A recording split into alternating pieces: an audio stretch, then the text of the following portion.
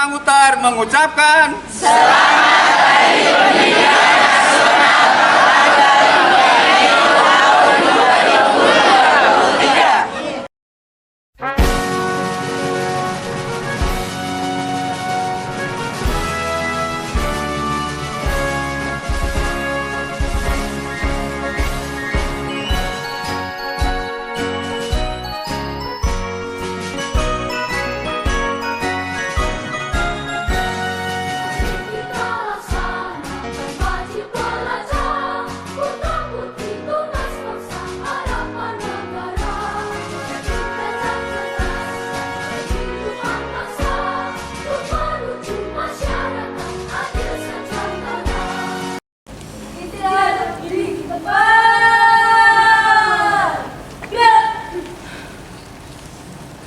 Pemimpin upacara memasuki lapangan upacara.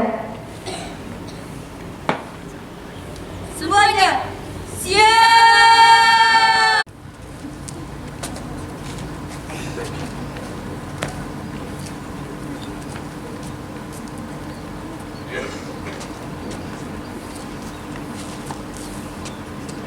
Penghormatan peserta upacara kepada pemimpin upacara. Pemimpin upacara, hormat.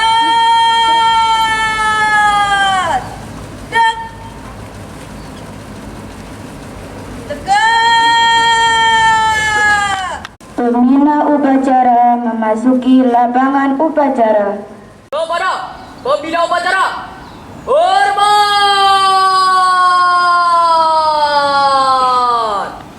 Gerak. Lapor upacara Hari Pendidikan Nasional tanggal 2 Mei tahun 2023 siap dimulai. Lanjutkan.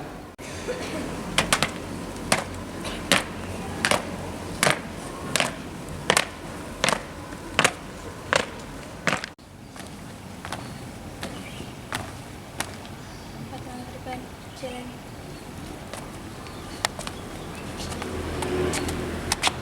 Kanan kiri gerak. Satu langkah depan jalan.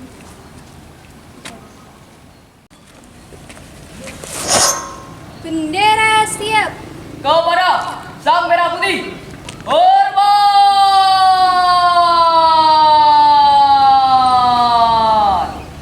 Gerak. Indonesia tanah airku, tanah tumpah darahku. Di sanalah aku berdiri, jadi pandu Indonesia Raya. Merah putih hormat. Gerak. Tegak gerak. Balik kanan haluan kiri langkah tegak maju. Jalan.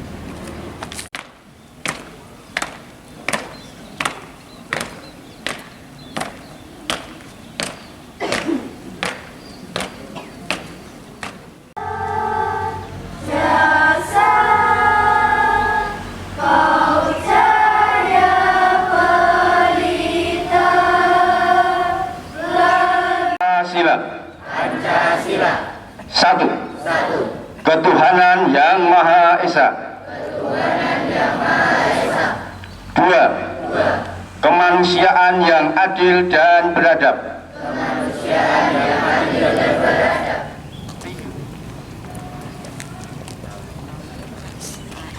Pembacaan teks pembukaan Undang-Undang Dasar 1945 oleh petugas.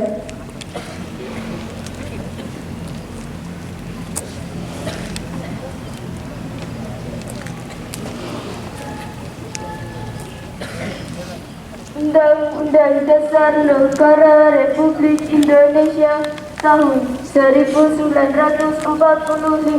Pembukaan bahwa sesungguhnya kemerdekaan itu ialah hak segala bangsa, kemanusiaan dan beri keadilan, dan perjuangan pergerakan kemerdekaan Indonesia telah sampailah kepada saat yang berbahagia dengan selamat sentausa mengantarkan rakyat Indonesia ke depan pintu gerbang kemerdekaan negara Indonesia yang merdeka, bersatu, berdaulat, adil dan makmur. kesejahteraan umum, mencerdaskan kehidupan bangsa dan ikut melaksanakan ketertiban dunia yang berdasarkan kemerdekaan, serta dengan mewujudkan suatu keadilan sosial bagi seluruh rakyat Indonesia.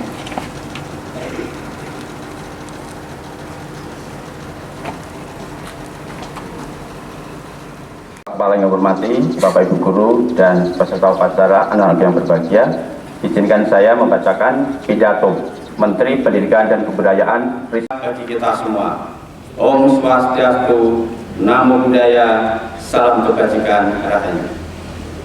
Saudara-saudaraku sebangsa dan setanah air, selama 3 tahun terakhir, perubahan besar terjadi di sekitar kita, di mana-mana dari ujung barat sampai ujung timur Indonesia.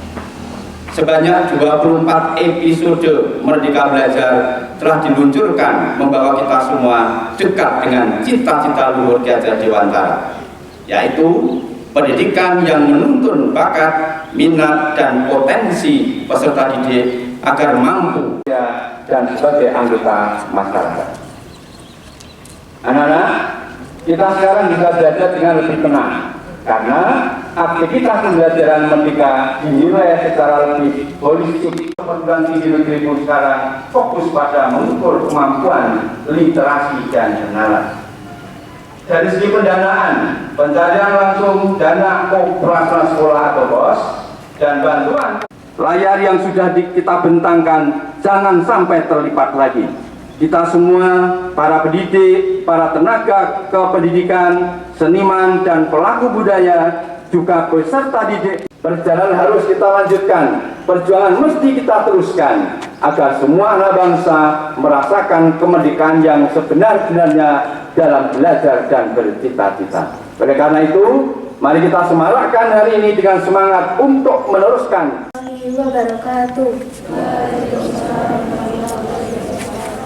Izinkan kami memandu doa menurut agama Islam. Bagi yang beragama lain, kami persilakan berdoa menurut agama dan kepercayaan masing-masing. Bismillahirrahmanirrahim. Dengan namamu yang maha pengasih lagi maha penyayang. Segala puji untukmu Tuhan semesta alam. Engkau tempat kami meminta, Engkau tempat kami memohon. Tapi bukan tidur, sayang.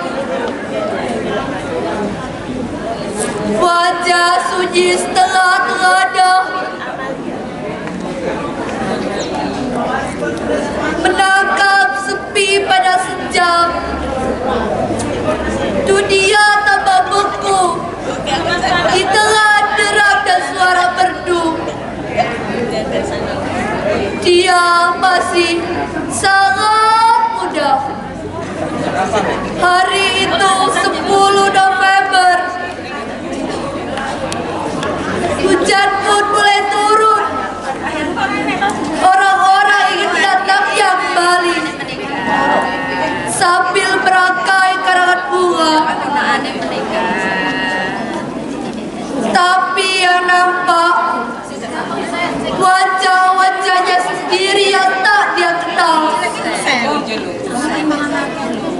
10 tahun yang lalu dia terbaring, tapi bukan tidur, sayang. Sebuah peluru pudar di dadanya.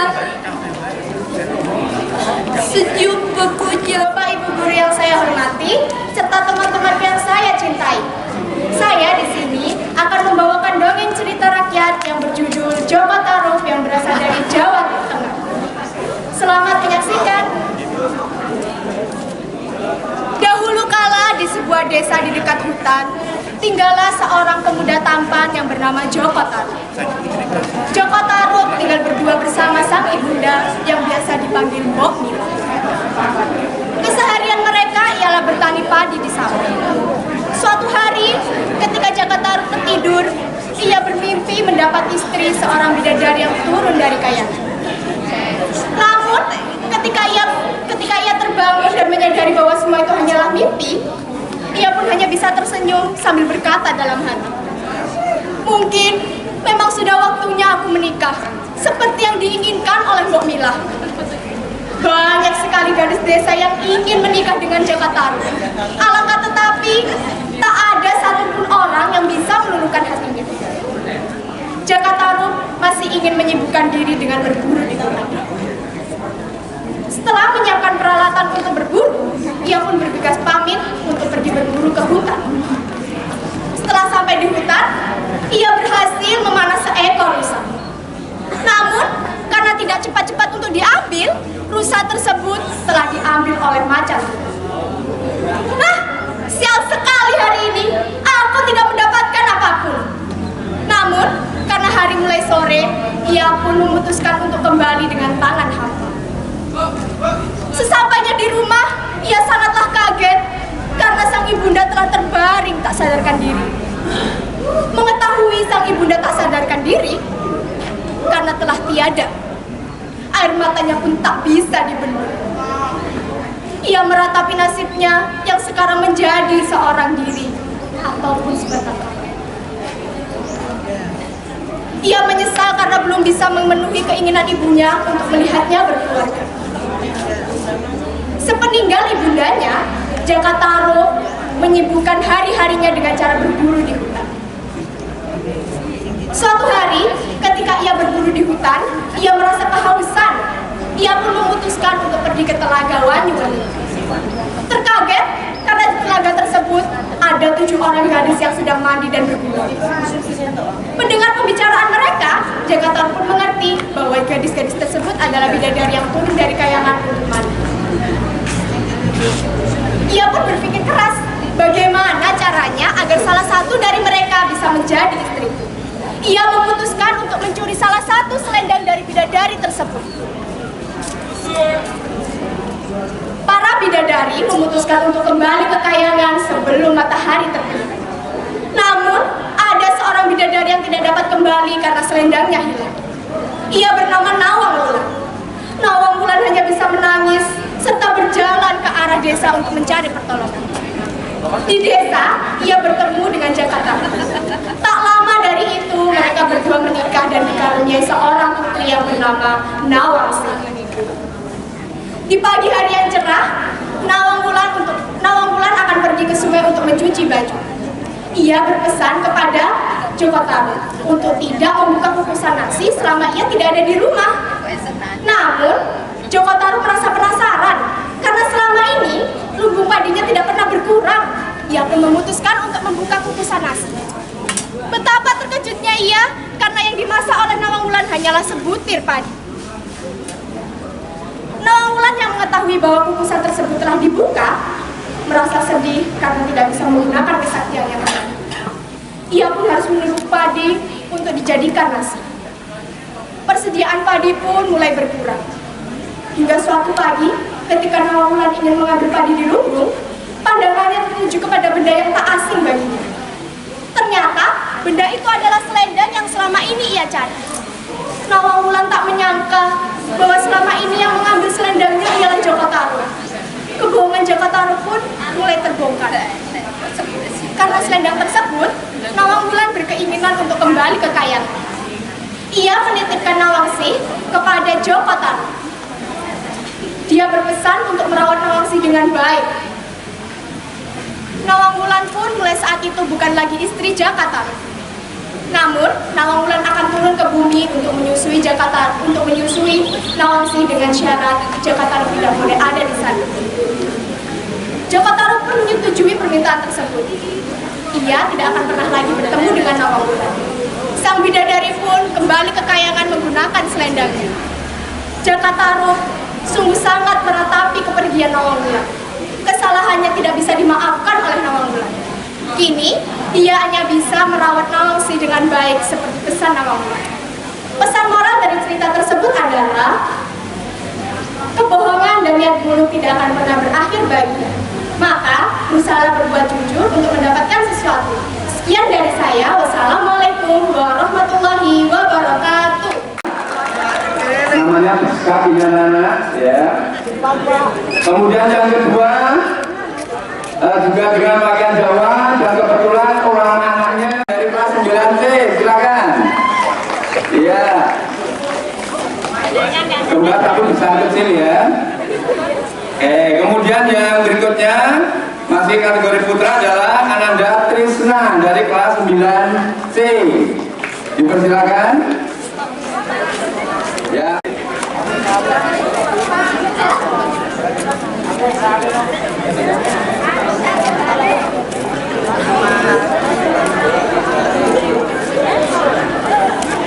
Mohon pada Bapak Kepala Sekolah, sebelum memberikan, jangan lupa Bapak Ibu, dipersilakan.